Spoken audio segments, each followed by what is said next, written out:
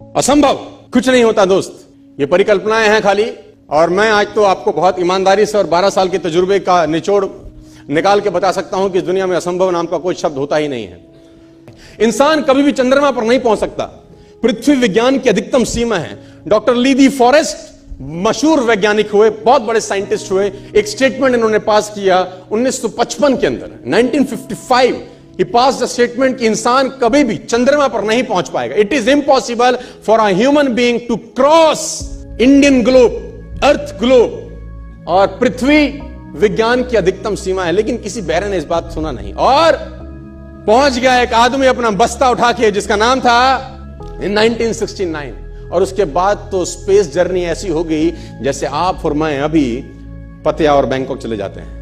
Lord kelvin बहुत बड़े scientist हुए, उनका स्टेटमेंट आया कि सिर्फ पक्षी उड़ान भर सकते हैं, हवा से भारी मशीन का उड़ान भरना असंभव है। इट इज इम्पॉसिबल कि हवा से कुछ भी भारा हो और वो उड़ सके, क्योंकि ग्रेविटी उसको गिरा देगा। लेकिन तमाचा मारा इन लोगों ने, तमाचा मारा और लिख के दिया कि हमने साइकिल के स्पेयर पार्ट से इंसानों को पक्षी बना दिया। साइकिल के स्पेयर पार्ट से इंसानों को पक्षी बना दिया। 16 साल लगे राइट ब्रदर्स को जहाज का निर्माण करने में, लेकिन इन लोगों ने उसकी बात नहीं सुनी कि जो कहते थे कि वायु का सिद्धांत तुम्हारे विपरीत है। यह बात भंवरे को कही जाती थी कि भंवरा वायु के सिद्धांत के कारण कभी जीवन मोड़ नहीं सकता, क्योंकि उसके पंख उसके शरीर से हल्के रहते हैं। लेकिन भंवरा साला किसी स्कूल में गया नहीं आज तक। माई doctor told me I will never walk again. मेरे डॉक्टर ने मुझे कहा कि तुम कभी चल नहीं सकोगी।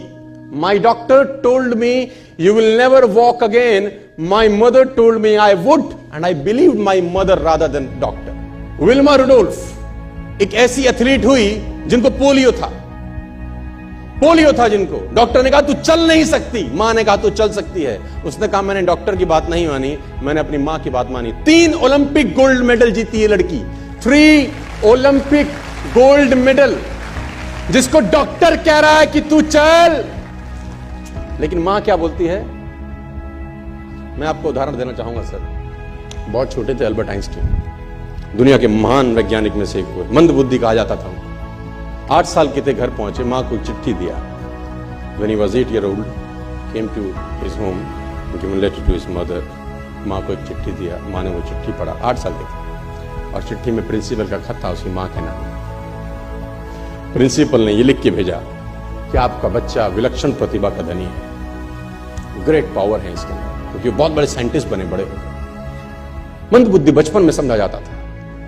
आपका बच्चा विलक्षण प्रतिभा का धनी है, इसके अंदर असीम संभावनाएं हैं। तो हमारा स्कूल, हमारी मैनेजमेंट, हमारी फैकल्टी, हमारा टीचर इस लायक नहीं है कि हम आपके बच्चे को अच्छी शिक्षा दे सकें। तो it's better for you to take care of your son. आप अपने बच्चों को अपने घर में पढ़ाइए, हम लायक नहीं है कि आपके बच्चे को पढ़ा सके।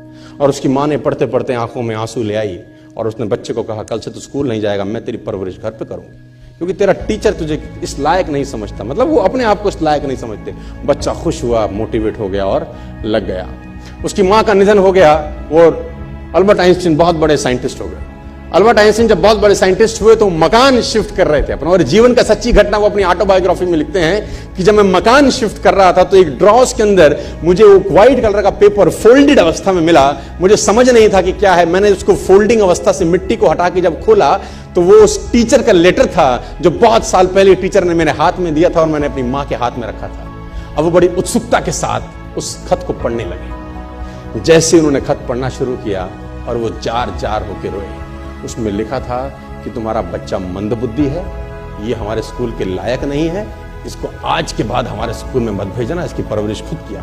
मां ने उल्टा पढ़ा कि नहीं, ऐसा नहीं है, तू सब कुछ कर सकता है, तेरे हाथ पास पावर है, तेरे में प्रतिभा है, यू कैन डू वंडर्स। दोस्तों, इस दुनिया में किसी की बात मत सुनना। नेवर एवर बिलीव एनीबॉडी कि जो तुमको बोले कि तू नहीं कर सकता, कान पे मारना, बोला साले तू नहीं कर सकता, हम करेंगे।